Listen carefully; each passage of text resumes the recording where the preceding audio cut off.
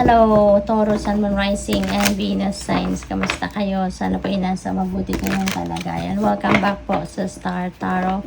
Kung bago kayo rito, welcome din kayo. Thank you sa inyong support. I truly appreciate it. God bless you all. Taurus, pauna mensahe po ninyong breathe. Kailangan ninyong magpahinga. Kailangan ninyong mag-recalibrate kumbaga ng sarili ninyo. So you need to take a breather. Step back muna kayo kahit saglit lang sa kung ano ang inyong pinagkakaabalahan, okay? Para nang sa gayon kayo ay makahinga ng maluwag, kahit kayo ay makapag-rest, no? Makapag-rejuvenate. What else? We have poised. You know pretty much kung ano ang inyong gagawin, no? Maaring meron kayong decision making na kinakaharap at maaring ito ay napag-desisyonan nyo na or mapapag-desisyonan nyo na, and definitely parang confident kayo about that decision. Confident kayo sa kung ano ang next move na gagawin ninyo from there. Thinker, pinag-isipan ninyong mabuti ito, no? Maraming pag-iisip, maraming oras ang ginugol ninyo sa pag-iisip, no? Related dyan sa kung ano man decision na yan. So, most likely, hindi niyo ito pagsisisihan, no? Na decision na to. Kasi, ginugol nyo na maraming oras sa pag-iisip dyan.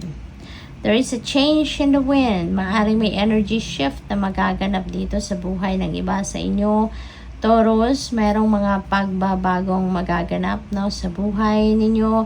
Merong mga siguro na pagdesisyonan nyo na to, but then maybe you're having a cold feet, or baka merong bagong opportunities and possibility na dumating, at yun na ang pagtutuunan ninyo ng pansin. Maaring yun muna ang aasikasuhin ninyo, at kung ano man yung dati ninyong iniisip, dati ninyong plinano sana, baka yan ay maisasantabi muna, no?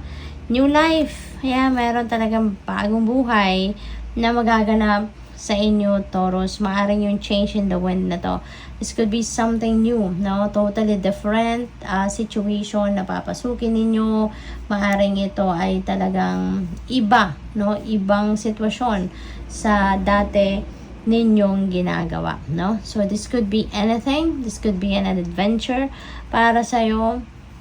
Or baka dito sa new life na to, baka meron ditong bagong trabaho, career, ventures, or baka bagong relationship, depende sa inyong sitwasyon. Not for you, Taurus, meron ditong denial, no, ang universe para sa inyo. Merong mga bagay siguro dito na pinagtatrabaho ang pinagsisikapan kayo, ginusto ninyong mangyari, you work hard for it, pero hindi nag-materialize, hindi nangyari, no? And always remember, ibig sabihin yan, hindi yan para sa'yo. Hindi yan for your best interest. Otherwise, ibibigay sa'yo yan ng universe kung para sa'yo yan. So, huwag kayong malungkot kasi kapag may dinideny sa atin ang universe, that is also one way of the divine universe's kagustuhan na mailayo tayo sa mga bagay or sitwasyon na hindi mabuti or hindi makakabuti para sa atin. Kung hindi yan para sa atin, it's not for our best interest, no? Hindi papayag ang universe na mapunta tayo sa sitwasyon na yun, diba? And normally, when the universe is denying something sa atin na gusto natin mapunta sa atin or ma-experience natin, the divine is preparing something way better than that, no? Para sa atin. Kaya hintay-hintay lang, tsaga-tsaga lang, okay? Go the distance. Baka travel ito, long distance travel. So this could be by land na travel, or baka ito ay by air, no? So depende sa inyong sitwasyon, but definitely there is travel happening. Co-create. Ayan. So kung ano man ang nakikita ninyo sa inyong 3D reality, you have co-created that, no, with the universe. You have co-created that with the divine, okay?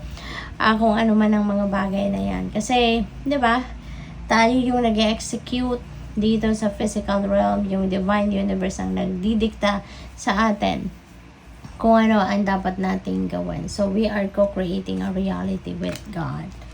Soulmates, maaaring makikilala mo na ngayon ang inyong soulmate.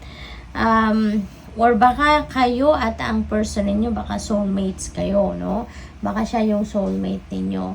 And you'd be able to figure out, no, Taurus, kung ang tao ay soulmate ninyo. Kasi mararamdaman mo yung sa unang pagkikita nyo palang click na click agad kayo. Yung alam mong parang, yung mararamdaman mo parang ang tagal na ninyo magkakilala. Yung parang meron na kayong history with that person in the past, no? Mayroon ng parang nagkakilala na kayo noon, nagkasama na kayo noon, yung ganun ba, no? At saka yung you're on the same wavelength, you're in sync with each other, yung mga ganun. Kaya alam ninyo na soulmate ko tong taong to.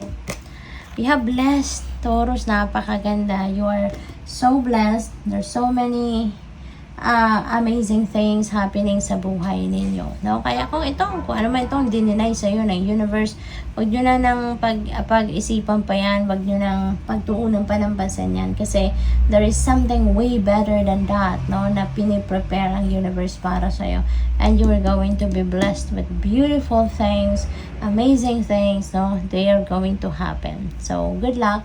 Thank you for watching. Love and light. Namaste.